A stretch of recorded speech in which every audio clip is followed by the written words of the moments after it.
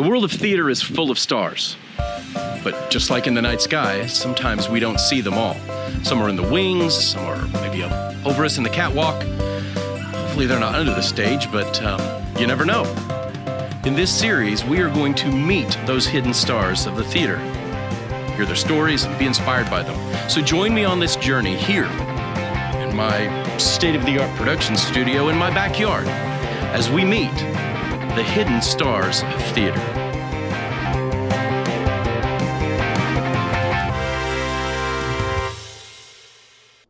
Hey everyone, and welcome back to the Hidden Stars of Theater. I'm your host, Jamie Davis, and you are here hanging out in my cool camper in my backyard, just kicking it with some cool people. And today we've got another cool person, Miriam Michaels. And Miriam is, she kind of splits her life between the world of being a stage manager and the world of electrics. And we know that from experience, that means lighting, right? I know in high school you call it the light guys and stuff, but the official term is electrics, right? So Miriam is cool, and she's gonna tell us all about who she is and what she does. And we're gonna learn several new things today. I'm excited about that she's gonna share with us some new places and some new experience and opportunities that are out there in the world that we always love to hear about.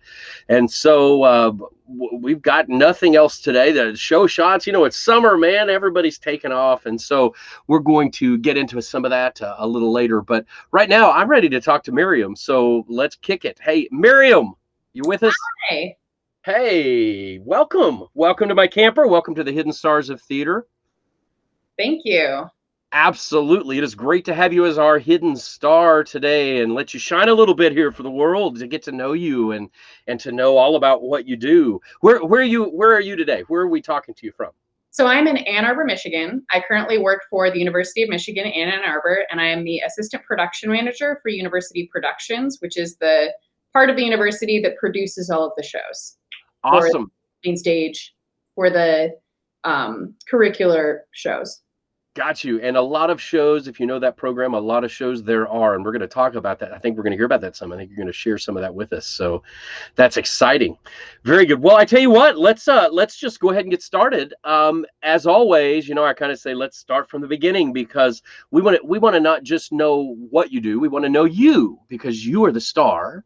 And that other stuff, what you do, it's just, you know, it's just happens to be part of what you do. So Miriam, start kind of where things really begin to influence you towards theater and getting involved in theater and loving it all, and people, places, events, all of that fun stuff that just have molded you into the wonderful stage manager and head electrician that you are. And I'll just chat with you along the way about it, and we'll get to know you. How does that sound? That sounds great. Very good. Well, in that case, the stage is yours, ma'am. Let's get to know you. Alrighty. Well, I grew up in Ann Arbor, Michigan, and I got into theater originally because my mother is really into musicals, and so I grew up listening to a lot of musical soundtracks, and that was kind of the soundtrack to my childhood was definitely musicals. I listened to a lot of Guys and Dolls rather than NSYNC. Well, in my opinion, that's a good thing. That's a good thing. I was really into musical theater. I saw a lot of musical theater growing up. I saw touring productions, and I also saw shows at University of Michigan and other local theater groups. And then in middle school, I made some new friends, and they were part of one of the youth theater groups, and there are a couple in Ann Arbor, and one of them does primarily Shakespeare and straight plays, and one of them does almost exclusively musicals. And so I was like, oh my gosh, I could be in musicals. This is the best thing ever. It's like, oh, the heavens opened up, and right, Miriam saw her future. That's fun. And so I auditioned, and I was a chorus member, which was cool, and I did that for a couple years, and I didn't get into all the shows because I'm a very mediocre singer. I was a band kid in elementary and middle school and high school. And in 8th grade, I was LeFou in Beauty and the Beast. And I was like, this is my crowning achievement, and I'm going to quit while I'm ahead, and I'm going to move to That's a great role, though. That's a lot of fun. It was so much fun. It was a lot of fun. It was something. And I just really loved the camaraderie in it, and I really liked the community, and so I wanted to keep doing that in high school. And my high school had a pretty robust theater kind of club. There weren't any classes in it. There were basically no teachers involved. We didn't have any acting classes or any tech classes or anything like that.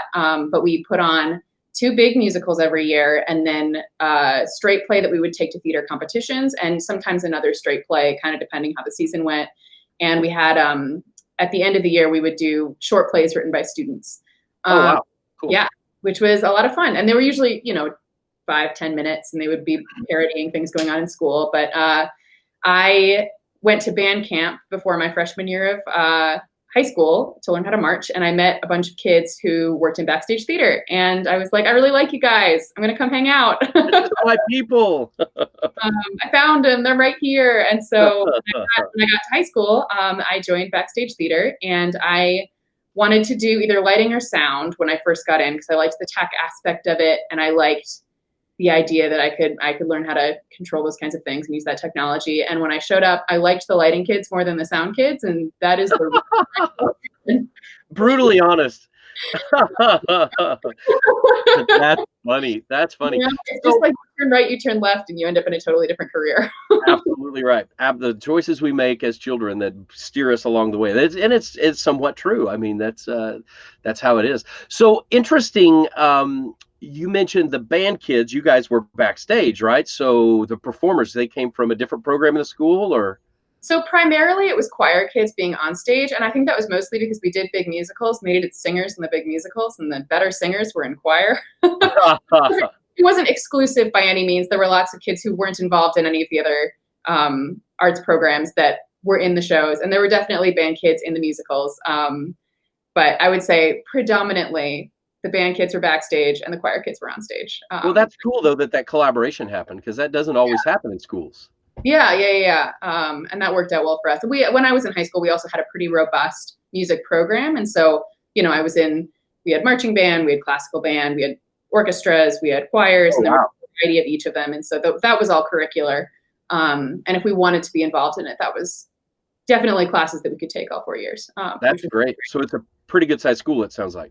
Yes, I went to a very big school. I think when I was a freshman, there were like 3,000 people or something. It was large. It was a large school, and they actually ended up building a third high school because there were just 2 in town. They built another one to kind of bleed off, so that we didn't have the 40 people classes. No doubt, that's crazy. The town I grew up in had 1,500 people, if you count the cemetery. We used to say. Wow. Yeah, we have. Ann Arbor's not a big city. Ann Arbor's definitely a town. Yeah. Big high schools. No doubt. That's great, because it really gives you a lot more opportunities like that, which is wonderful. Yeah. And so because of that, like the shows we did in high school felt like they were good productions because there was just a large talent pool to draw from. And we had a lot of people audition, a lot of people would come through the program. And so it wasn't like, you've got your one singer who always plays all the leads because she's the only one who can sing. Right. You've got a variety of people who were in and out and better or worse for certain roles, which was pretty cool. Yeah, absolutely. That's wonderful. Yeah. And then, so I did lighting for a while, and I would also just do whatever was around because we would load in a week or 2 before tech. So there was only 3 or 4 weeks per show of a lot of lighting work. And so prior to that, I would hang out in the scene shop, and I would hang out in the prop shop. I would wander through the costume shop. I would kind of just do whatever was around and whatever was available for me to do. Because that was like my friend group and my community. Yeah. After school theater group. So I was there all the time. And then I feel like it was like my sophomore or junior year, one of the producers said, "Oh, she's organized. She's pretty responsible. Let's see if she wants to stage manage." And I was like, "I don't know what that is, but I will do it." And I stage managed a couple. I would kind of alternate stage managing shows, assistant stage managing shows, kind of depending on the schedules. And if it was a fall and we had marching band, then I probably wasn't going to be the stage manager because I'd have to miss rehearsals and things like that. Yeah. But I had a lot of fun doing that as well. And then when I was applying for colleges, I thought, well, I do this in my free time. Like none of this was during school hours. It was all after school had ended. We would stay in school for an extra 3 hours and do some theater. I thought, well, I should just keep doing this. Spending all my free time. It worked so far. So yeah, so far it worked out okay. So I did apply to multiple theater programs, and I got into a couple of them. And I went to the University of Michigan for design and production. And I went to Michigan in part because it's not a conservatory program, and they're open to double majors and taking classes outside the theater department. and getting a bit more of a well-rounded education than some places are.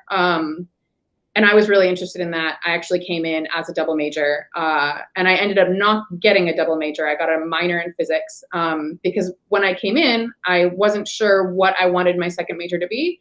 And because of that, I kind of spent some time taking random classes. And so I would bet there's not been a lot of double majors, or even major minors with theater and physics. I have not that's met fairly unique, Miriam. But when I interned at Milwaukee Rep, one of the directing interns, I think she was either a double major or a minor in physics as well, which was just kind of crazy. And one of the other interns, who was a costume intern, had majored in chemistry and minored in theater, and then ended up doing costume crafts. So you never know. Yeah, absolutely. Yeah, it's those 50% left brain, 50% right brain people, right? Yeah. Balance that out. That's great. For sure. So I went to Michigan, and I was concentrating in both stage management and lighting design because Michigan doesn't really have an electrics program or a carpentry program or a stitcher program. It's much more design based, which is really great. If you're interested in design, you'll get to design main stage shows as an undergraduate, which is something that a lot of programs don't do, because the grad students will be designing and the undergraduates will be assisting or working as head electricians or doing other things. So it's just kind of if you're really interested in designing, Michigan is a great place to be because it provides those opportunities. And it also will bring in guest designers, and you can assist for the guest designers. And those are great connections to have because guest designers work at other places and can get you jobs at other places. And what level, when they bring in guest designers, are they kind of local to your region or your town, or they bring in, do they bring in people from Broadway? What level of designer do they typically bring in? It really depends. There are some like relatively local designers. So there's a guy who works at Michigan Opera Theater a lot, which is a professional opera company, and he'll design for Michigan sometimes. And then they'll bring in directors occasionally from Broadway, or they'll bring in former musical theater actors to direct the musical theater shows. That's happened before. It depends. Yeah. We definitely do travel people in, and we house them for the duration of the rehearsal schedule or whatever we need for techs, and we can bring people in for production meetings. So it really depends. And I think generally we sometimes try to keep it in the family. So try to hire old grads. And I know that was the plan for one of the shows that was just canceled. The situation was that we were going to have one of our former graduates do the lighting design for one of the shows, which was really cool. Yeah. So awesome.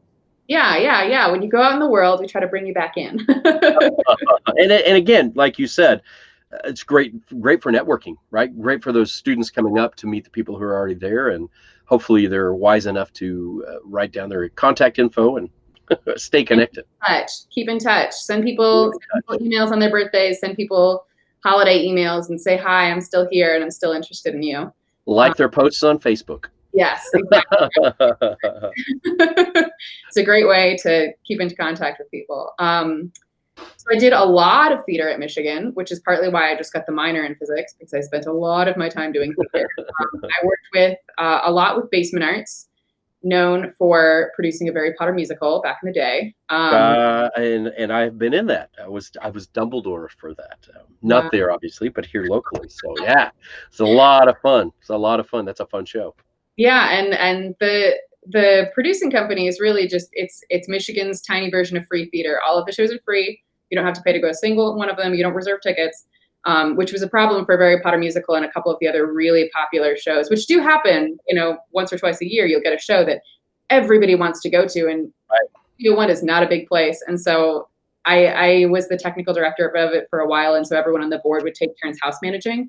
And it was a big to do when you get 100 people in the lobby for a 50-seat theater. Absolutely. But I know that, I'm familiar with some of those shows, and they're incredible. I mean, just the fact that, student written, student directed, student everything, and just quality, good stuff for sure. Yeah. And that's what's good about Michigan is it's a really big school. There's a lot of people to collaborate with. Those were primarily students from the theater department, not from the musical theater department, but they incorporated all kinds of stuff. They had friends who were musicians who played in the pit. They had friends who were musical directors who directed the music. And so Michigan has a lot of people and a lot of majors and a lot of art. And so there's a good way to kind of collaborate with all of those different people and involve a lot. So, Michigan is obviously known as a powerhouse when it comes to putting out quality performers. They're one of the tops in the nation, easily, as far as people working professionally. Why do you think that? Because you've mentioned you stayed super duper busy because there weren't nearly as many in technical theater. Is there a reason? I mean, is it just they decided we're going to focus on this aspect of it and put our efforts there, or because to me it seems like if you've got such a huge performance opportunity, you got to have a big tech program to go with it, but it doesn't really sound like that may be the case there. Well, it's interestingly balanced. So the way that the departments work out is that there's the theater department, and there's the musical theater department. The musical theater department exclusively has musical theater students. So the whole student body is around 80 to 100 people. The theater department has a whole complement of acting students. The acting students are separate from the musical theater students. We've got a whole other chunk of humans for that. And probably a good idea. Yeah, we produce a whole shows for musical theater, not counting opera and dance and everything else that we're working on. And then within the theater department, there's all the actors. Then there's the directors, the theater arts majors who do all kinds of stuff, dramaturgy. They kind of bounce around, do a bunch of different things. And then there's also design and production within that. So the theater department kind of encompasses a lot more than the musical theater department does. And so I think it's less, why is the theater department, less prolific than the musical theater department, and more, why did Brent Wagner decide to make an amazing musical theater department somewhere in Michigan? That's a fair question. In the late 80s, and he only retired, I want to say 3 or 4 years ago. And he really built it ground up all the way up to what it is. And the connections from the faculty members really have promoted some great things in the musical theater department.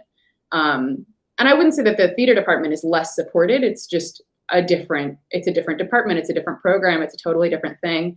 And it's not to say that there aren't a lot of famous people from the Michigan Acting School, like Darren Criss or Jacqueline Taboni, who is on the L Word and a variety of other things. Yeah. We get a lot of those people too. But, on the musical theater side, you're like, oh, we get the Keenan Folgers, and we have all of these, billions of famous people. There's Gavin Creel, and a bunch of Hamilton people, everybody who's in Hamilton. I stage managed Erica Henningsen my freshman year, and she's now the star of Mean Girls on Broadway, or she was before she went to do other amazing things. And Stephanie Stiles, there's just a million famous people from the musical theater department. And I think it's more about the musical theater department than it is about anything else. Right. Yeah. And I think the design and production stays small so that it can be a small program that's well supported by its professors. And then, we get opportunities out the wazoo. That is a huge advantage. Absolutely. Yeah. If anything, we have more opportunities than we know what to do with. Yeah. You really got to learn how to say no to things when you really don't have time to be doing them, which is a struggle for me in college, big struggle for me in college. But I like to think that I have learned that since. Yes. So when I was in college, I instead of getting my second major, I worked over the summers, and I worked at Chautauqua Opera for a couple seasons, which is in Western New York. And I was the assistant to the director of production for a summer. And then the next summer, I was promoted to be an assistant stage manager. And I, from that, have my AGMA card, which is the American Guild of Musical Artists. It's a union that does opera singers, I think opera directors, dancers, and stage managers. Got you. So a stage manager could be AGMA, or it could be equity, right? I mean, depending upon, do you ever do both of those? Is that, or pretty much people decide? I guess if you're doing opera as opposed to musical theater. Yeah, it's kind of just where your career leads you. There are definitely people who have both memberships, and they're sister unions. So once you're in one, it's not that difficult to get into the other one. Gotcha. They're related. They're close. They function very differently. Like if you're working in AGMA, there's nothing to stop you from taking a non-AGMA contract. But if you're working in equity, they really discourage that, not taking an equity contract. And so they function in different ways, but they're a similar idea. They're collective bargaining for the performers, the stage managers, and the directors. And I think they also cover dancers. I'll talk about that. So I joined AGMA through Chautauqua, and I got to ASM some professional operas, which is pretty cool. That's awesome. And it's just a very nice summer stock company. They're good people. It's small. We did 2.5, 3 big operas depending on the season. And then we would do smaller shows with the singers. We were very community involved. Chautauqua was basically a gated community of people who go to Western New York and want to see lectures, and they want to see operas, and they, I saw Ruth Bader Ginsburg speak while I was there. That was pretty incredible. Wow. I know. Yeah. Chautauqua brings in some cool people. And it was great to just be there, because otherwise I would never have even wandered in had I not been working for them. So. And how did you find out about that? Was that through Michigan? Was that through connections there? Or? Yep. There was, I don't really know how the relationship started, but, a couple years before me, someone had been an assistant to the director of production, and then she had something else that summer. And so she recommended another student who ended up recommending me, and then I recommended the next one. And so it's just been kind of a line of Michigan stage managers who kind of just shuffle off to Chautauqua. good family lineage. Exactly. Exactly. In the Michigan mafia, as we say. That's good. And the other one that I worked at while I was in school was the Spoleto Festival. And that is a lovely little festival in Charleston, South Carolina. It's very early in the summer, which is partly why it's really good for Michigan kids, because our semester, we only have a 2-week winter break. And so the semester ends at the end of April. And so it's really early in the summer, beginning of May kind of area. And that's right when Spoleto starts. So you might have to do like one of your finals while you're still down at Spoleto, or you come a couple days late. Some of my friends would fly back up for graduation and then fly back down to Charleston. And that's in Charleston, South Carolina. South Carolina. Yep. Yeah. So it's real hot. It's not so bad in the spring, but by the end of the festival, you are sweating and it is so humid. So how long does that festival last? So the full time that someone in production would be there is typically about 6 weeks, which is really short. So 3 weeks of that approximately is loading in tech. So it's a quick load in. It's a reasonably quick tech process for whatever you're working on. And then the festival itself is only 2.5 weeks long.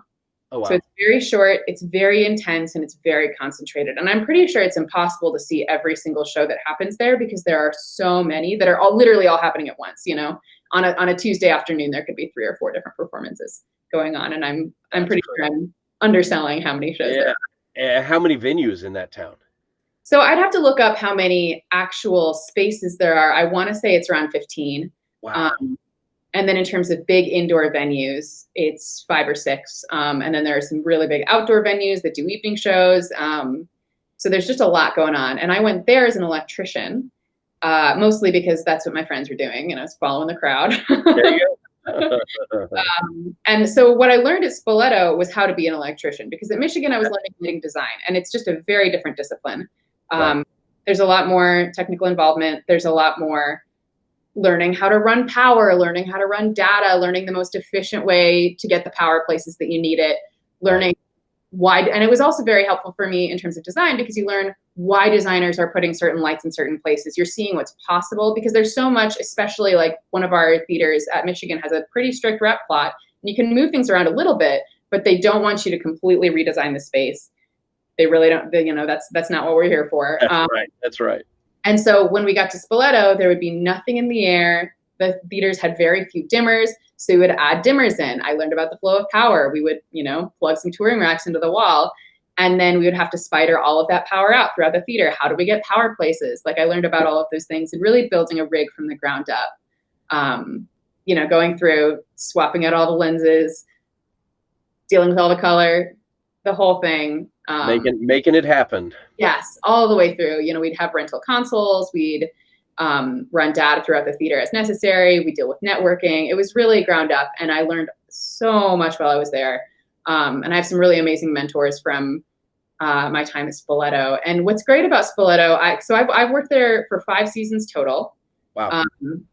Which is a lot of seasons. What's great about Spoleto is that when I first showed up, I was an apprentice. And I was housed, and I was paid very little money, but I was paid. And the next year that I came back, I said, hey, can I be a journeyman or a staff electrician? And they said, great, you're a staff electrician this year. Here's a little bit more money. And I was like, cool. And the next year I was like, hey, so what do you got for me? And they were like, do you want to be the head electrician of a small venue? And I was like, cool. And they said, here's a little bit more money. And That's just enough to keep you motivated and coming back. Exactly. It really gets people invested and involved and really wanting to come back, not only because the community is great and the art is great and you're working on such incredible, professional, world famous shows, but also because you are being valued by the company. And the company is saying, we want you to come back because we know that you're worth it and you're going to do good work for us. And they're investing in you for the future. Yes. And whenever I went to Spoleto, I learned a lot. I was worth more when I came out of there. That's right. And it's really great. And every year I'm worth a little bit more. If nothing else, I went through the last year at Spoleto. That's right. And you get to take all of that back to school. Yeah. So you're worth more there, which is great. It was so great. Yeah, it's a really great festival to learn from. And of course, it's incredibly exhausting. And there were a lot of times when you show up at work at 8 and you leave work at midnight and you don't go to bed yet because all your friends are hanging out on the porch. Because that's the vibe in Charleston, is everybody's hanging out on the porch all the time. But it's a really great place, and that's why I have kept going back. And because I have so many friends there, and it's hard to. I was gone for a season, and I just miss them so much. Come back. So I worked at Spoleto while I was in school, and then after I graduated, after having stage managed some really big shows, really big opera, really big musical. I forgot to mention, I also studied abroad while I was in college. Okay. So my first semester senior year, I went to London for a couple months. And it wasn't really for any particular credits that I needed for school. It was more because I really wanted to go to London and see what the theater scene was. And I did an internship program there where I was working at a really small church converted into a theater. They had a lot of shows that were mostly, they had a little dance festival and they would have local dance companies come in and do shows.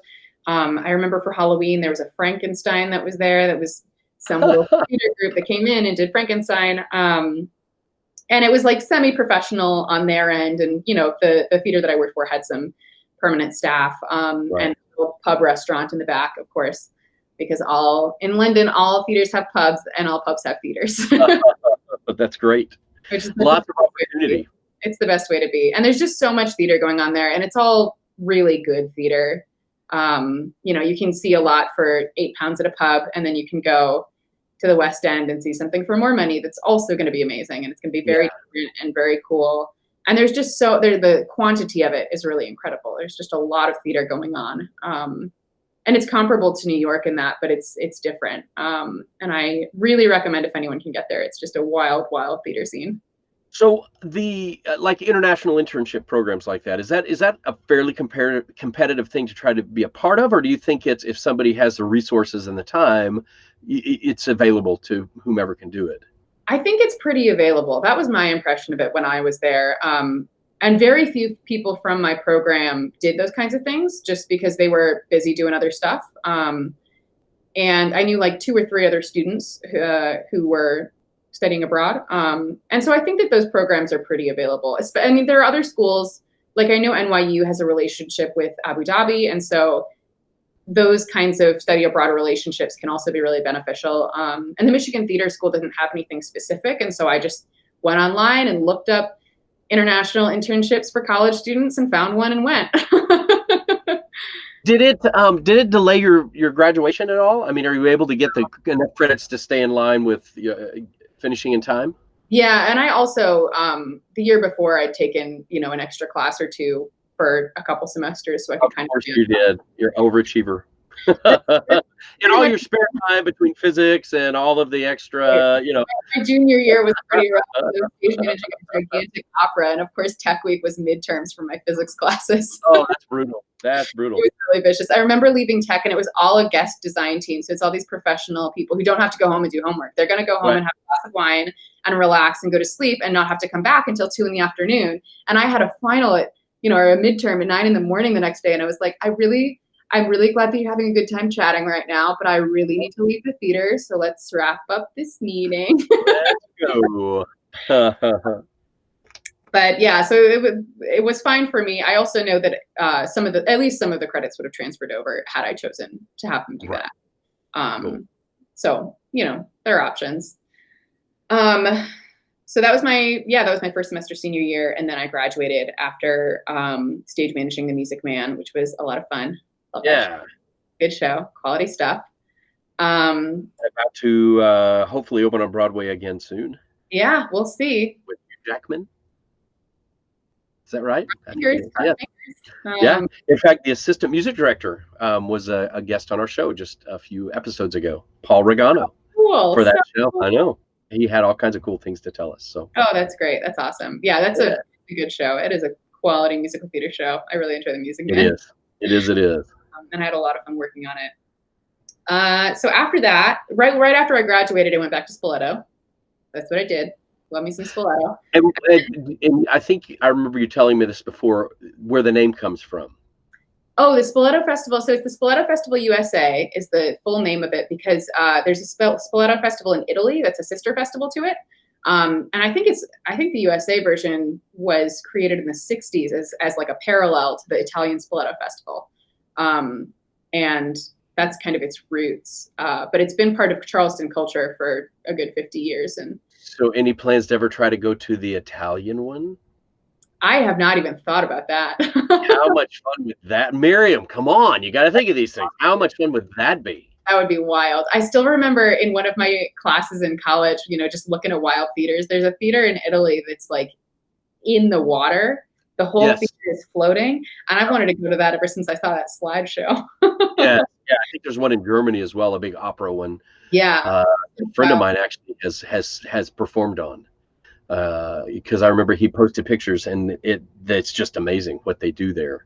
Their sets are always massive and crazy. European theater is different. European theater is government subsidized. Yes. They have money to be adventurous and do crazy, wild, giant operas, and we do not. We don't. We're the opposite. Yes, so we don't do such crazy theater. We do cool, crazy theater, but not quite as cool. They get to exercise their creativity because they have money to fund creative things. We get to exercise our creativity because we don't have money. We have to be creative to make it happen. So It's a win-win.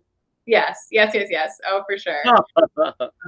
Yeah, we have to come up with some very interesting solutions sometimes. Absolutely.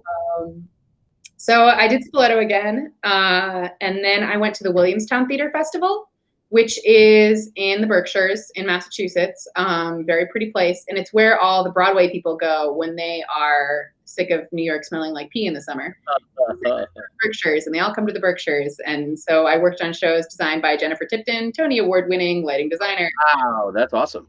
And, also tons of other amazing people. I worked for Philip Rosenberg. I drank the drink named after him called the Philip Rosenberg. I got and we hung out. I, was the second assistant lighting designer for Ruri Rita, big DC designer, signs all over the place. There's a lot of really big names that come through there. That is, the Yale Club comes through, Broadway comes through. We had a show with Kira Sedgwick and a show with Audra McDonald. And these are just the names that are coming up off the top of my head. And look at you name dropping like crazy now. Come on. Yeah. Williamstown, I did not ever return there. It wasn't the vibe for me. It wasn't the community that I really wanted. It just wasn't, it didn't align great with what I usually look for in a theater group. Okay. But it was some incredible productions and I learned a ton and I'm really glad I went. It was really, really exhausting, 16-hour days for weeks and weeks and weeks on end. Building these giant rep plots, but I learned so much about being a good electrician, best practices, how to be in a professional setting, how to work with these designers. It was just really amazing to be there and to observe it all.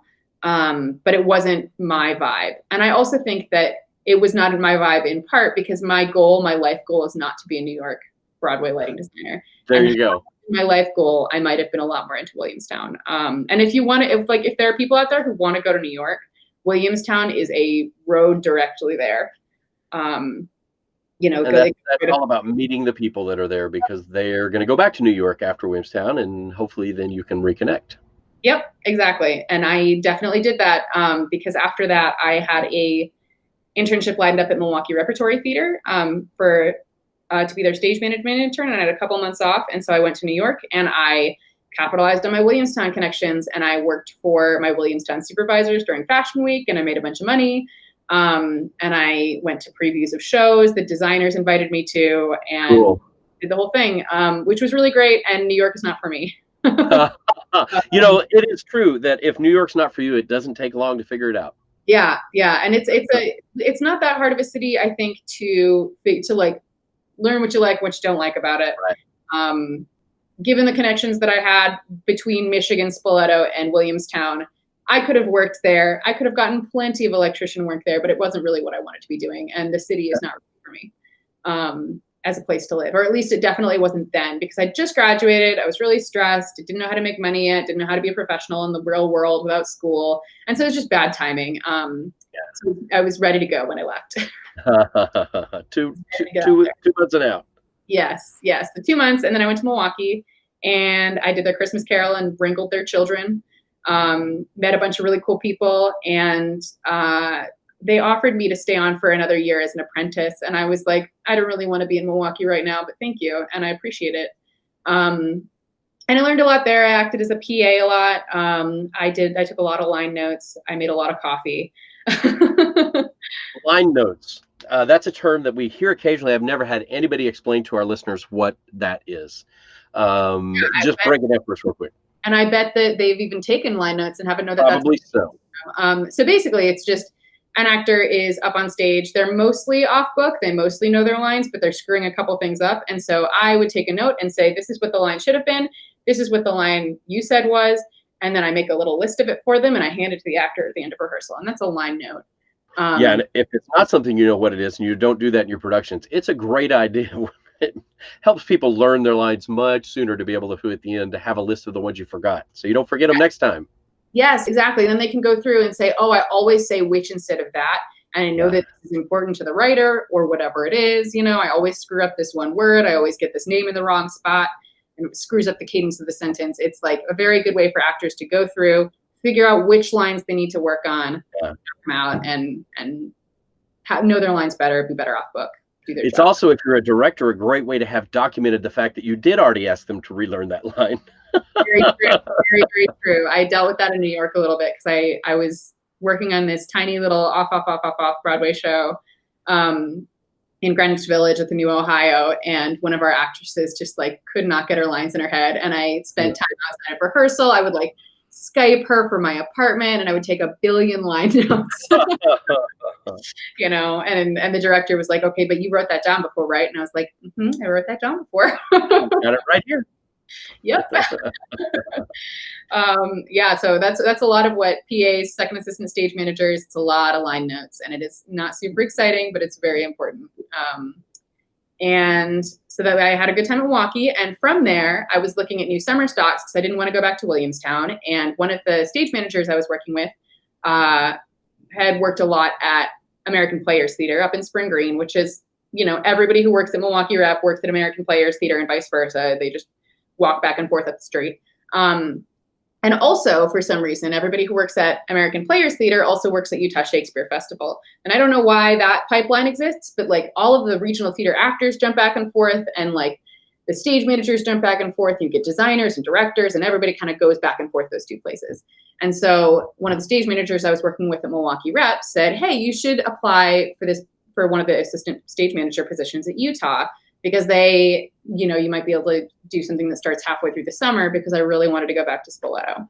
And so through that connection, it's all about the people you know, through the stage manager I knew from Milwaukee Rep, I got hired at Utah Shakespeare Festival as an assistant stage manager. So I went to Spoleto again, like you do. And then I went to Utah. And there I worked on Julius Caesar, and I worked on The Odd Couple. And that's a good one. Yes, they were not in rep in the same theater, but they were in rep in different locations. And Julius Caesar was a lot of fun because we got to open up their brand new black box with it, and kind of break in a theater, had all that new theater smell. When the first time I went in there, all the seats still had tags on them, which was funny. So that was, you're learning a new theater, you're figuring it out. So everything worked? Almost. They were still doing renovations while we were in tech in the like lighting and sound booths upstairs. And there was just like, there's so many funky things, any new theater you walk into, but this one, it was like, why isn't there a garage door where this single man door is? And why isn't this single man door effectively lockable? That's weird. Absolutely. Why isn't there a bathroom backstage that's not in a dressing room? Stagehands, stagehands don't use the restroom. No, we never go pee, ever. That's awesome. But I had a lot of fun on the show, and I worked on The Odd Couple, which was a good experience. It was a hard experience for me as an assistant stage manager because the actors were very stressed during it, because the actors who were playing the two leads in the show were also the two artistic directors of the festival at the time. And they were just like doing a lot, each one knew each role. Every other night they would alternate. And then one night a week they would do a coin toss for who was playing Felix and who was playing Oscar. And that is just a lot for an actor, to be doing not one job, but 3 jobs. That's crazy. Absolutely. Totally crazy. And so it was a lot on my end, just logistically figuring out, this guy likes things this way. These are his cigars. These are his cigars, keeping them separate. The crew, a slightly different track depending on who is playing which role. And also because being a stage manager is not just organization, but it's also some amount of emotional support, and it's just facilitating whatever's going to make the show go better. And if that's, having an actor holler at you about the wrong cigar, then that's okay. It is sometimes to be an ASM, and it doesn't feel great, but it's going to help the process. Then there's some amount that we put up with. Yeah, you got to bring order to chaos. Yes. And have such a calm demeanor and calm and unflappable, ready for the unexpected, ready for things to go wrong, for people to blow up because they're stressed, because they're doing 3 jobs. All of those things are kind of in the purview of the stage manager and the assistant stage manager. And I think a lot of people think it's about being able to make spreadsheets and being able to keep things organized. And it's not really about that at all. It's pretty easy to make a spreadsheet, but it's harder to be a very strong active listener and to hear people's problems and say, okay, I'm going to solve that for you and I'm going to make that happen. Or I don't know the answer to that at all, but I will find it for you and I will figure this out. Yeah. And being able to keep that demeanor and be able to keep relationships clear. So, you're not saying you're my friend, so I'm going to make this happen for you. Say you're my actor, so I'm going to make this happen for you. You're my performer, so I'm going to make it happen for you. And kind of keeping all of that clear, keeping it all of it calm is really key for a good stage manager out in the world. So I worked at Utah, and then after Utah, I hopped on the tour of White Christmas, because the head of Spoleto at the time was also the head of a touring company called Worklight Productions. And so I knew him. I knew that he produced this tour. I knew that it was a 2-month tour. And I said, I really want to get on that because then I'll know if I like touring. And that sounds super fun to me. So I hopped on White Christmas. And I was the spot op on it. And that was a 3 electrician show. So there was a head electrician, a deck electrician, and me. Me and the deck electrician had never toured before. First time for everything. And our head electrician had toured before, but not as a head electrician. She'd been a spot op before. She did not take to the role especially well, and it was really hard for her. And because she didn't really get everything that she needed to be doing, me and the other electrician needed to step up a lot more than we otherwise would have. Gotcha. So it was a really hard time, and it was a really stressful time. But I learned a lot. Me and the other electrician are best friends now. The festival of White Christmas, and we came out better people and stronger friends. And so that was kind of wild, but it was good. And then after that, I was the stage manager for the Utah Shakes educational tour.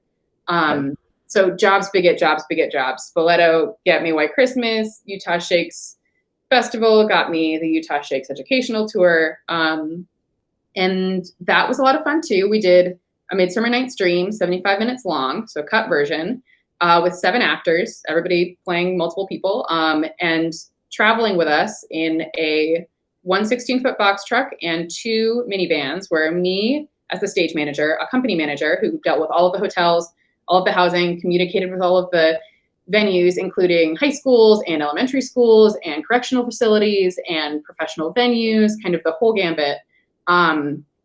And she, communicated with all those people and made all of our housing happen and dealt with the rental cars and all of that. And the technical director, who typically drove the truck, and she helped us put up the set every day and kind of instructed us in all of that. And she would reprogram the lights for the show, every show, kind of set everything up and get it all going. And we were all involved in all of it. So educational tours, that's something we haven't talked about yet on the series. So, and I know it's a great opportunity, especially, when people are just getting started out and kind of, like you had said, like you did with White Christmas. I know a lot of people use those kind of to break into the touring and see if they even like it. So, talk to us about those opportunities. Where do you find out about them? Are they pretty prevalent out there in the world? What does that look like? I know of a couple of them just off the top of my head. I'm pretty sure Montana Shakespeare Festival has one. Utah Shakes has one. I know that there's a couple on the East Coast. And so you just have to find them and apply for them. And they generally do take, especially on the tech end, younger people, because they are educational tours. They don't have a lot of money, so they don't pay a lot of money. They pay okay. They don't pay terribly. They will pay you and they will house you, but they're not paying you, big tour money, like you might get for a White Christmas or, for a Hamilton or something. You're not getting Hamilton money doing education. But, basically, the model is you've got an abbreviated show. You've got a small cast and a small set that can be set up with some combination of the cast and whatever technical staff you're traveling. I think I sent you a picture of this, but we had 3 pieces of truss that held up a big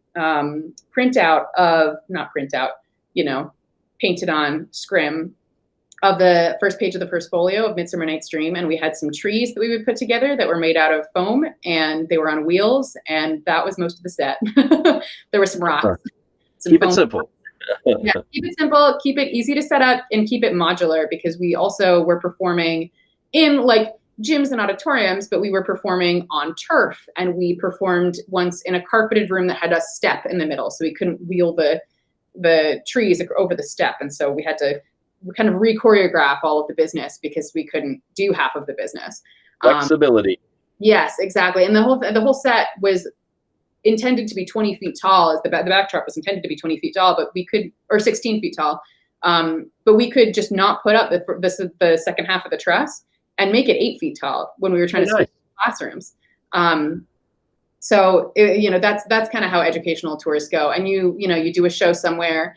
You all drive the vans back to the hotel room. You all go together to get lunch. So it's an intense experience, and it's a lot of fun. And you just see a lot of the country that way. You see a lot of the country that you don't even see on bigger tours. And I've seen a lot of the country on bigger tours. But you see the small places that don't usually get theater, and that it's just a really rewarding thing to do. Working in high schools where this might be the only play that they see all year long, because the next closest thing is 3 hours away. And if they have the time, they might not have the money. And so it's just a great way to bring theater to people who don't usually get it. Most educational tours have some component of either the actors or the other staff teaching workshops to the kids. So there's a lot to it. It's a lot of fun, and it's great for folks starting out. Yeah. Awesome. Very good. Yeah. Yeah. And props to Utah's educational tour, because their educational director is brilliant. I love him to bits. And if you get to work for him, thumbs up. What's his name? Michael Barr, Bahr. Michael, you're the man. Michael Barr, you're so good. I hope you see this. Talking about the link. Yeah. Oh, I will. Oh, he'll love that. Hi, Michael Barr. Michael Barr is the coolest. You heard it right here. Yeah. If you can, work for Utah Shakespeare Festival's educational tour. It is an awesome experience. You get to travel all throughout that whole region of the country. You get to see the mountains, you get to see the plateaus, you get to see the crazy rocks. We did shows in correctional facilities and in the Grand Canyon, and we drove through Indian reservations, and it was just a really incredible thing to do. And I will definitely tout that as something really awesome. Cool. Yeah. I love Utah. Moab, that whole area, man. There's just it's gorgeous. It's all so good. They have the best rocks in Utah. Very best ones. Awesome. Yeah. So after I did the educational tour, I went back to Spoleto. Just keep on keeping on. It's like it's where you go to get centered. Right, right. Every year I go down to Charleston for 6 weeks and have a wild, crazy time, and then I leave and sleep for the first time. And then after Utah, I actually went back to, or after Spoleto, I went back to Chautauqua for a summer. And it had been a couple of years, and I went back as an ASM again because I had time and they were looking, and I met some new cool people, and their artistic director had retired, and they had a new artistic director who was really great. I really liked the PSM that year. Made some new connections, met some new people. Chautauqua was great. And then after that, I went back to Utah Shakes. Just keep repeating everything. And I worked on one show that year. It was just for their fall season. Funky, weird show. Met a lot of cool people again. Worked with a lot of the same actors. Worked with a lot of the same people. And the Utah Shakespeare Festival stage management department is really, really great. It is a LORT theater, and so it's partially equity and partially non-equity. I went as a non-equity assistant stage manager, and they have a good mix of that. And the stage management department is just very supportive. They're good people. They're very good at hiring good people who mesh with the department and work well with them. But my qualm with Utah Shakes, from what I saw of it and from the crew members who I was close with, was that there wasn't a lot of upward mobility for backstage crew and for the folks who did the changeovers every night and the people who were working backstage for all of the shows, just in that there weren't positions to get up to. There were you were either a stage crew member, a deck crew chief, or a stage supervisor. And there wasn't anything intermittent in that. And so getting a pay raise wasn't something that people really did from year to year. So not like Spoleto, your experience not there. Like Spoleto, no. Kind of the other model. And so the problem with it was that you'd get people coming for 2 or 3 years, and then they would get more money somewhere else and they would leave. And you get a lot of institutional memory that way, which kind of sucks. And it's hard to keep things moving really smoothly when not everybody knows what's going on. Yeah, you have to retrain someone new every year. Yeah, it's just harder. And so I had good friends who were there my first year, were there my second year, who'd been there for another couple years, but who weren't necessarily interested in coming back like people do for Spoleto for 20 years, 30 years. I kid you not. We've been going to Spoleto since forever. And they just keep going back and going back and going back. But I think that Utah Shakes hasn't, especially with its stage crew, or in particular with its stage crew, built that kind of loyalty, which I do think is unfortunate. Right. But I'll sing praises to their stage management department forever. a lot of good times with them. And so when I was there, I told them I'd planned to do the educational tour again, which started in January. So again, I just went back to my other jobs, went to White Christmas. This time we had a different head electrician who knew everything that was going on. Super brilliant. She is my lighting mentor for touring. She's my lighting mom. I love her to bits. And the deck electrician was also back. So our head electrician taught us a lot. We figured out how touring was actually more intended to go. You got a much better vision of it. Yes. We had a lot of fun. And we knew more what was going on. And that was a good year for us. That was a wild, crazy time, but it was a lot of fun. Because they're all wild, crazy times. But yeah, and having somebody who actually does their leadership role and knows what they're supposed to do, to be fair, that makes all the difference in the world. Yeah, having someone who's comfortable in that role and is game to teach, and all of that is really important. Yeah. And I've hung on to her as a mentor forever. So then after that, I got a call from the touring company that I've been working for saying, hey, how do you like touring? And I was like, I don't know, it's pretty good. Why? And they were like, well, do you want to keep touring? And I was like, I don't know. Why? Get to the point. Well, we have this tour going to Japan. And I was like, I want to go. Instantly. And so I got that tour, and I called the folks at Utah Shakes and said, Michael Barr, I'm really sorry, but I have this other opportunity and I really can't turn it down. And he said, I respect you and I respect your needs. And I gave him another stage manager who could do the job. I think I gave him a couple people to look into. And so one of them ended up doing it. So I didn't feel horribly guilty because I did provide them with somebody else who could do the job. But I felt pretty guilty because Michael Barr's an amazing human. I feel bad saying that I would do it and then pulling back out of my contract. But I really wanted to go to Japan. Yeah, and surely, as a professional, I'm sure he understood that as well. Yeah. I mean, that's a huge opportunity to be able to do that. That doesn't always come along. So Yes, exactly. I have a lot of friends who've been touring a lot longer than I have, who have never been outside the US or have been to different countries, but not to Japan and China, which is where I ended up going. Um, crazy, cool, yeah, so that was Rent, and I was on Rent in total for a year and a half, uh, awesome. which is a long time to do That's Rent. a lot of rent. A lot of rent. Rent, rent, rent, rent, rent. Not, At um, what point did it turn into rant? oh, like, not, it did not take long. Well, really, our head carpenter, when I first joined, enjoyed swapping out the words, and he'd been on it a year and a half longer than I had. And so he would always go, Brent, Brent, Brent, Brent, Brent. We're not going to pay Brent. Those kinds of things that happen when you watch a show 300 times. Oh, no doubt. Yeah, absolutely. Yeah, so I started as the spot op again, and that was a totally different show, way smaller than White Christmas, very different load in. I really liked working with my head electrician. We got along great. Just like a totally different vibe. And then he left to go do Ain't Too Proud, Okay. which was doing its big old pre-Broadway, big sit-downs in DC and LA and Toronto. So he went off to do that as their spot op. And I stayed on and bumped up to head electrician on Rent. Okay. It's exciting and stressful. New position for me, but I I was think gonna say that was your first head electrician, right? If I'm tracking right. it was my first time on tour. I'd done it elsewhere. I did it at Spoleto, done it in school, but it was my first time on a big tour. Right. Electrician, which was just a big transition. But I think that it was a really good one for me. Coming from stage management, I'm very organized and I know how to lead a room. I know how to talk to people who are much older than me and much wiser than me and still convince them that I'm worth listening to.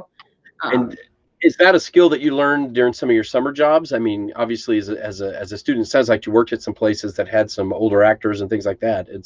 Yeah, I think it was partially from working on operas at Michigan, where a lot of the leads are grad students, and working with those directors who are, big faculty members. They have their own Wikipedia pages.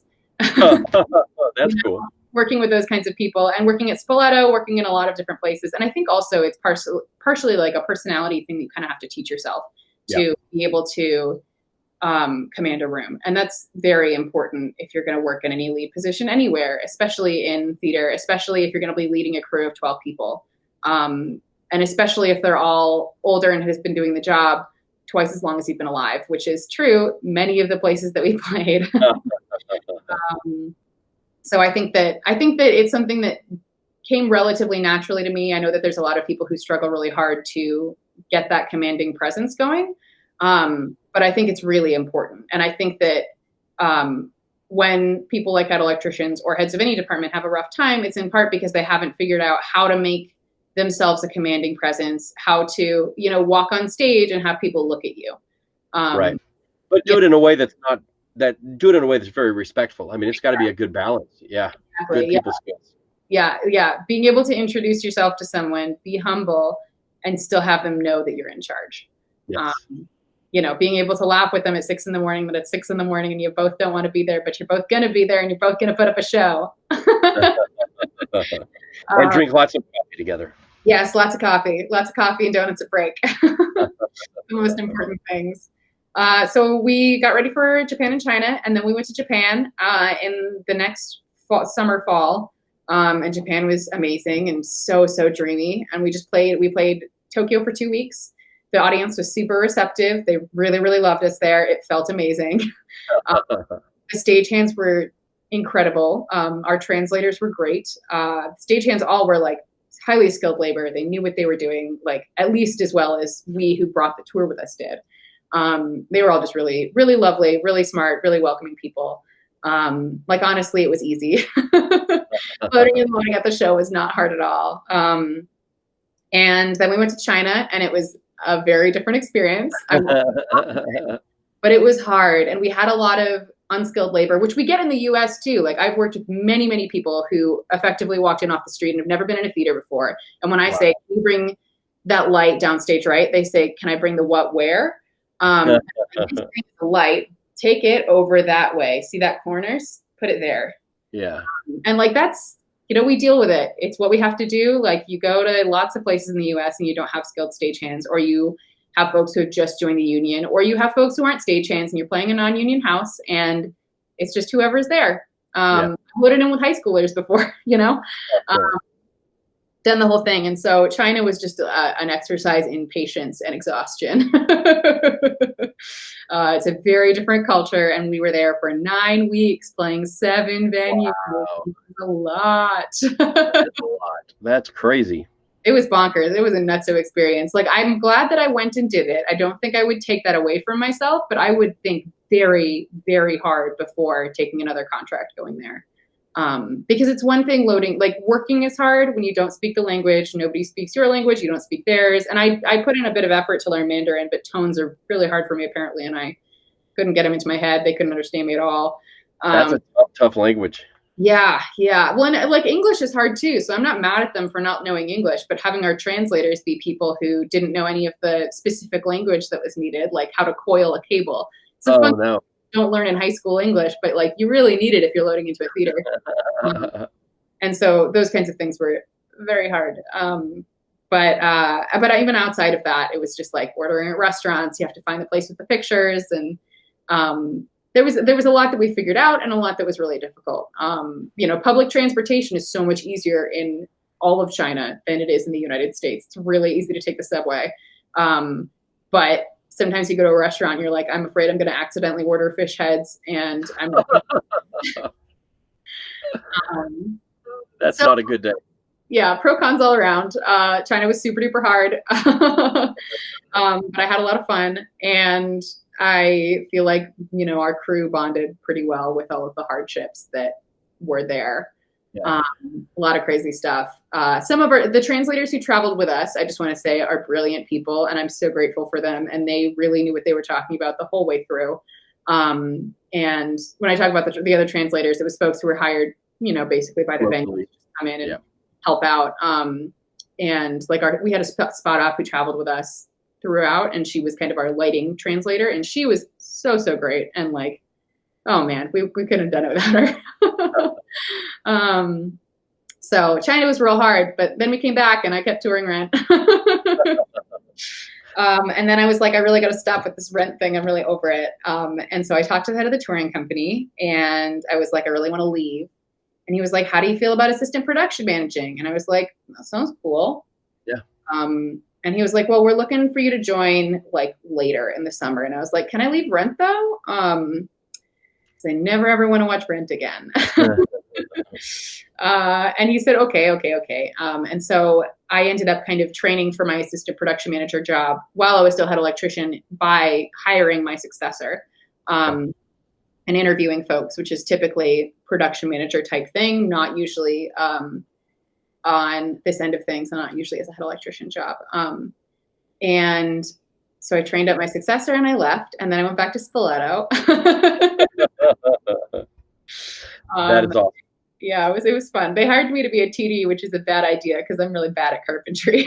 But I just called their, head of special projects, who kind of held my hand through everything. Thank goodness for Paul Hunter.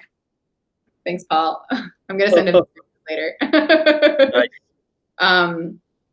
And after that, I was an assistant production manager for Worklight for a couple months, kind of in a, like, they were trying me out. We were, like, seeing if it was a good fit because they wanted me to go to White Christmas again. And so I worked for them for a couple months, and it was not really what I was looking for. It was just not the company experience I wanted. And so after my couple months were up, I said, okay, I'm going to go do White Christmas, and then I don't think I'm going to come back down to Charleston. Yeah. And so I did White Christmas again. I was head electrician. And that was big and fun and different and kind of wild. That was also hard in different ways, because I was just in charge of so much, and it's a big show, and there's always a steep learning curve. But I feel like it went pretty well this year, and it was a lot of fun. And my lovely friend, the deck electrician, came back. Thank goodness. She was probably ready to have you back that year. Oh yeah. Well, and the year before, she'd had a rough experience with their head electrician and their spot up. who just hadn't been great in their roles, and she had to pick up a lot of slack, and there was a lot that she had to do that she wished she had not had to do. And so she was glad to have me back and kind of didn't want to come back, but me and her boyfriend convinced her that she really should. That's good. 'Cause we were Yeah, like, because she had that year of suffering knowing that you were in Japan. yeah, right. Knowing that I was a graduate, even if part of it when I was in China, and it was kind of horrible. Yeah, so I did White Christmas again, and then I was unemployed, and I'd applied for this job in Michigan that I'm in right now, working for Paul Hunter, who was at Spoleto, who had worked for Spoleto for like 15, 17 years, a very long time. And I knew him partially from Michigan because he'd been a carpenter here when I was in school, and I didn't know him super well, but I knew him from Spoleto. And they were reshuffling some stuff. He'd been promoted, and so they were looking for an assistant production manager, and so I applied for the job. And after a couple of weeks of like bumming around, being unemployed, he said, "Hey, we want to hire you." Awesome. And so now I work for the University of Michigan, which is an incredible place to be right now because I'm employed with health insurance. Which is good. It's a great thing. It's a great place to be. Yeah. So you weren't there long before everything kind of got hit. The world hit pause. Huh? Yeah, we did 2 shows. I was there for 2 techs and performances, really just 6 weeks before the rest of the season was canceled. And now it's just a big question mark on everything going forward. Okay. How's the season? We don't know what we're doing for the fall. You know, it's all yet to come down. They're hoping to have some amount of in-person classes, but in terms of actually producing shows, it's just a big unknown at the moment. We'll find out eventually, but yep, the show must go on, but how that show will go on is still a big question mark. Yeah, we don't know yet. But there'll be something. And in the meantime, we're cleaning up paperwork and figuring out ways to make our future seasons safer and better and more efficient. Absolutely. So, you know, taking the time and using it as best we can. So, quick question: stage managing or electrics? If you had to choose one. That's what everybody asks me. I know it. See, I had to do it, right? You know it was coming. I mean, it's an obligatory question for you. The answer is I won't choose. Is that the answer? I mean, basically, if you note, I like alternated for years. I didn't have alternating. And then I was like, well, production management seems like not quite a combination of them, but it has aspects of both. So I'm going to give it a go, and we'll see how it goes, because I've really only done it for Michigan for really less than 2 months. So for the moment, I'm in production management. Neither. Ooh, wow. I miss, but like while I'm saying that, I miss both of them for very different reasons, and I would go back to either of them whenever, because they're both so fun to me for very different reasons. Hey, having experience and skills in more than one set makes you more hireable. It's true. And I also just want to say, like, everybody else I know has picked a career by now, and I still don't know what I'm going to be when I grow up, and nobody's stopped me. So I think it's okay.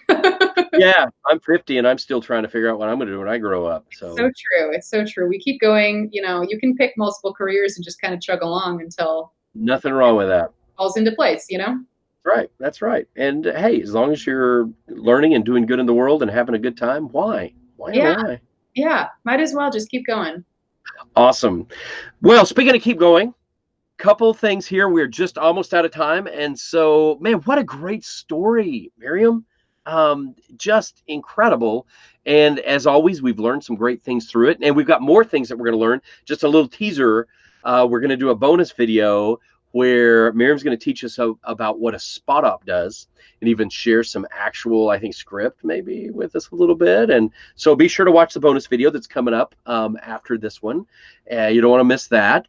But before we get to that, there's a couple things we want to do. And that's, you know, one of the things that I love to hear people verbalize is just the passion behind it, right? And for you, it's multifaceted. It's not just passionate about stage managing or electrics, but it's kind of the whole thing.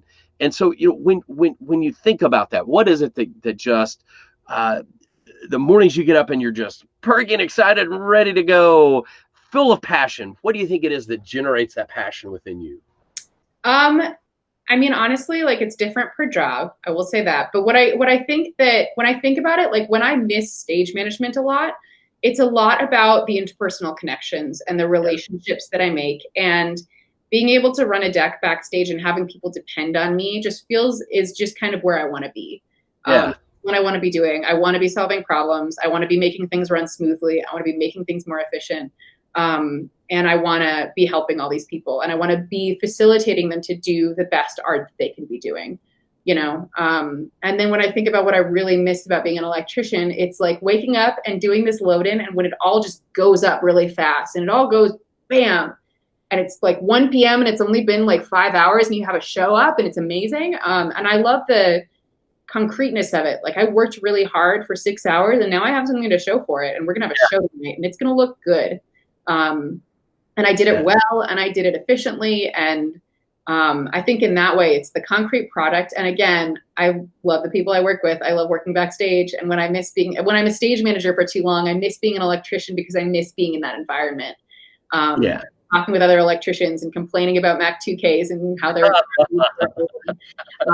you know, and having to take them all apart in China because we couldn't get replacements. And those are the kinds of things that I miss when I'm stage managing. So it's a lot of different things. But I hope that answers the question. No, I think that's good. I think, you know, one of the cool things that you have over people who stick to one discipline the whole time is there's much less chance that you're going to burn out quickly, because you can toggle back and forth the way you have. You get tired of one, jump to the other, and then you start to miss the other, and back and forth. And that's good. I think that's a great plan. Yeah, I think it helps a lot with burnout. And there are times when I was just so tired after doing Utah, and then I knew that I was going to White Christmas. It'd be a whole different challenge. That's good. Keeps you fresh. Keeps you young. Exactly. Well, cool. Well, hey, you know what we're down to now? The Wall of Wisdom. Yay! And it's getting full. Man. I think I've got spots for you, but I'm gonna have to do something soon because we're running out of space. But that's a good problem. That's a good problem. All the wisdom that's up there, and it's your turn to add more, because we know, Miriam, you've got some wisdom and all that experience. And so, you know what the rule is? You've seen some episodes. I've got some gaff tape. You got to give me I like to say, if you could tweet back one little short phrase to young Miriam, what piece of advice would you give her, or to our students that are out there listening, considering doing this? What is that one nugget of wisdom that you want to drop on us? Oh, there's so many things, but knowing that you already have a ton of brilliant people up on your board who have told people to be nice already. Yes. I'm going to say learn your worth. Ooh, learn your worth. That's good. Yeah. And I think that it's a hard one, especially when you're younger and you don't quite know what you're doing that yet. But I think learning your worth is important, and knowing that your worth changes with every job that you do, and knowing that once you've worked for free at the community theater, then you have learned a lot from that community theater. You've learned from that experience, and you're going to gain from it, and you're going to take from it and move on to the next thing. And then you're going to be worth a little bit more. And so, like I said, with Spoleto, every year I went there, I was a little bit better at my job. I was worth a little bit more as an electrician. And that can translate in a lot of different ways. That can translate into asking for more money, or asking for a rate, or like asking for a different job, or moving on to a bigger show. And it can also just be something that's really internal to you, of knowing that, you know, even if you had a really crappy day, or even if somebody said something mean to you, that you know your worth, and you know that you know your stuff, and you're here to do good work, and you know that you can kind of take that internally validate yourself and say, I'm worth it. I know what's up. That's absolutely right. And you know what? That's one of the things I love about our show is we're sharing with the rest of the world what your worth is. Because we know, you know, we say we're hidden stars because you don't get to take that curtain call, and people, unless they're intentional about looking in the playbill for your name, they may not see it. But it doesn't mean you don't have value. You have just as much value as every performer on the stage. And so I like that. That's good. And you gotta be sure you know your worth, and that it increases. And you, I think also it's a good thing to be intentional about being sure that it increases. Always be learning, always be making yourself invaluable. So that's good. Yes. All right. So let's, I don't want to cover anybody up here, but I think we've got a spot right up here at the top. We'll put you at the top. That's where I want to be. Shannon Slayton and gorgeous. Emma Bowie. There we go. Top of the pile, because you're worth it. Love it. Thank Look at you. that. Awesome. Yay. So, Miriam, there's one last thing that we do every episode, and that is this. I mentioned already that you don't get to take a curtain call at the end of a show, right? But you're the star today. And so back during the school year when we had host schools and it wasn't just me on the calls with you, uh, it worked a little better. But so what you have to do is suspension of disbelief. Imagine that I represent an audience of thousands. Okay. And so, Miriam Michaels, this is your curtain call because you are worth it and you're a star. So, yay, Miriam. Woo! Woo! So take that, and I'm sure every person that watches this episode is going to love it, and they're all at the end going to give you thunderous applause because you're a star. Thank you. Absolutely. Thank you. And thank you for being our guest today, for taking the time and just, hanging out here in the camper and letting us get to know you and sharing a lot of wisdom with us. Yeah. Thanks for having me tell my story. Hey, it is our privilege to hear it, for sure, and our honor to get to hear it. So thank you. And of course, those of you who are watching, thank you. You're the reason that we're doing this, because we really, not only do we want to show off our stars, but we want you to learn from them, because you know what? Some of you guys are going to be the stars of tomorrow, stage managing and being head electrics and stuff. And maybe you'll get to work with Miriam. How cool would that be? But if not, that's okay, because you'll be better at what you do and you'll have more experience beginning because of learning from her. And that's what it's all about. Just as Mr. Tim Schmidt said, there's no secrets. And so she loves sharing that stuff with you. In the bonus video, come back for that. But other than that, that is it for today. And so we're going to see you guys next time right here. Come back. Oh, wait, I always forget. Subscribe. And listen, here's the deal. I know that a lot more people watch it than we have subscribers. So I'm going to keep saying it until I have equal number of viewers with subscribers. We're like way behind. We should have thousands of subscribers. And I know. Listen, you guys are young. You know the whole YouTube-y thing and Instagram-y thing better than I do. So you know the value there. Like, subscribe, comment, share it with your friends in the world, because we want everybody to see our stars. All right? Deal? Thanks, guys. Love you. We'll see you next time. Bye-bye.